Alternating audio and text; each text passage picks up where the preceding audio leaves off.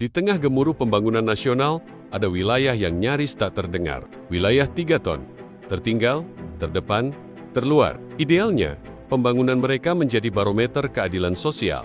Namun, kenyataannya, belakangan ini memunculkan pertanyaan besar. Apakah komitmen pemerintah benar-benar menyentuh 3 ton? Atau justru anggarannya hanya simbolis? Baru-baru ini, Minister Keuangan Purbaya Yudisadewa kembali berada di pusat sorotan. Dalam rapat kerja bersama Komite 4 DPD RI pada the 3rd of November 2025, DPD menyoroti 2 hal krusial. Pertama, pelaksanaan Undang-Undang Nomor 1 Tahun 2022 tentang hubungan keuangan antara pemerintah, pusat dan pemerintah daerah Undang-Undang HKPD yang masih jauh dari harapan. Kedua, nasib dana daerah dan transfer ke daerah TKD yang dipotong besar-besaran oleh Kementerian Keuangan. DPD menyatakan bahwa meskipun Undang-Undang HKPD yang menjadi tonggak reformasi fiskal sudah digulirkan, basis daerah untuk meningkatkan pendapatan asli daerah PAD belum bergerak. Banyak daerah masih sangat bergantung pada TKD dan transfer dari pusat. DPD juga menyoroti bahwa dana besar seperti dari BPI dan Antara yang menjadi bagian dari penerimaan negara bukan pajak PNBP justru merugikan hak daerah bila penyalurannya tidak transparan. Di sisi lain, Purbaya menegaskan bahwa pemerintah memang melakukan efisiensi anggaran dan pengaturan ulang alokasi. Dalam pengumumannya, pemotongan TKD hingga rupiah 693 triliun untuk 2026 disebut oleh DPD sebagai ancaman nyata terhadap pembangunan daerah. Dan disinilah titik konflik memuncak. Anggaran untuk wilayah 3 ton yang sering sebagai prioritas kini dianggap terlalu kecil oleh daerah dan DPD. Awalnya disebut angka 3 triliun rupiah untuk wilayah 3T, angka yang bagi banyak pihak terasa sebagai penghinaan terhadap semangat pemerataan pembangunan. DPD berteriak bahwa anggaran kecil ini menandakan bahwa 3 ton bukan benar-benar prioritas. Salah satu senator DPD memprotes bagaimana mungkin daerah yang berada di garis depan menjaga kedaulatan, bangsa area perbatasan, pulau terluar, pedalaman hanya dapat anggaran yang bahkan tak cukup membangun satu pelabuhan kecil.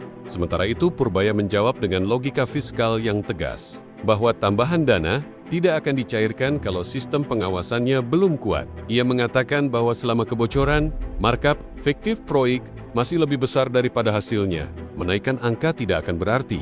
Disinilah benturan visi muncul. DPD menuntut keadilan alokasi, sementara Purbaya menuntut efisiensi dan tata kelola yang bersih.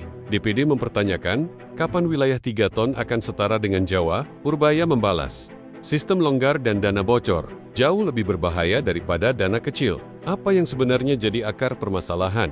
Sebuah penyelidikan menunjukkan bahwa selama bertahun-tahun, wilayah 3 ton menjadi ladang operasional bagi mafia proyek daerah. Mereka memanfaatkan tender fiktif, perusahaan cangkang, dan laporan penyalahgunaan dana transfer. Sejumlah kepala daerah mengaku bahwa pembangunan infrastruktur sering terlambat karena dana terblokir atau pengawasan terlalu berbelit. Purbaya mengetahui bahwa tanpa sistem pengawasan digital yang kuat seperti sistem audit real-time dan transparency day atas anggaran memperbesar alokasi anggaran sama artinya memperbesar risiko kebocoran. Karena itu, ia mendorong implementasi sistem audit fiskal berbasis digital dan integrasi data pusat, daerah. Namun, bagi rakyat di 3 ton, ini bukan hanya soal angka besar atau kecil. Ini soal akses dasar, listrik, jalan, sekolah, kesehatan. Ketika DPD menyoroti bahwa pemangkasan TKD akan mengancam janji pembangunan di lesap daerah, Purbaya tetap berpegang pada logika. Optimasinya dulu, baru besaran. Konsekuensi sosialnya nyata. Anak-anak di sekolah pinggiran masih belajar di gedung reot. Jalan utama masih tanah merah. Pelabuhan kecil belum selesai. Kemiskinan dan ketertinggalan itu menunggu anggaran yang tak kunjung tiba. Sementara debat fiskal di gedung ibu kota berjalan. Yang lebih kritis, langkah tegas Purbaya telah membuat kekuatan lama dalam sistem anggaran daerah merasa terancam. Mereka yang selama ini nyaman mengendalikan aliran dana proyek daerah mulai mencari celah baru dalam regulasi. Beberapa oknum legislatif dan pengusaha proyek daerah mulai mengalihkan narasi bahwa kebijakan ini menyakitkan rakyat kecil.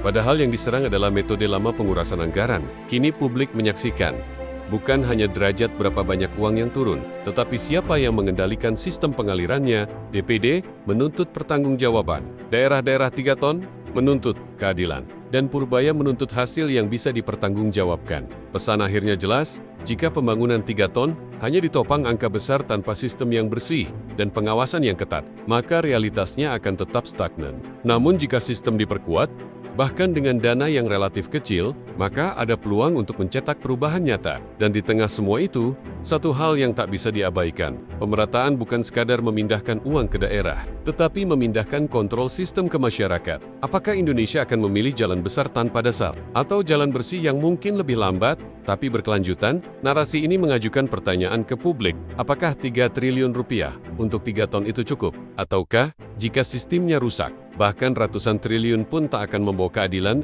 dan pada akhirnya siapapun yang menang di meja anggaran wilayah, 3 ton atau sistem lama akan menentukan wajah Indonesia 5-10 tahun ke depan.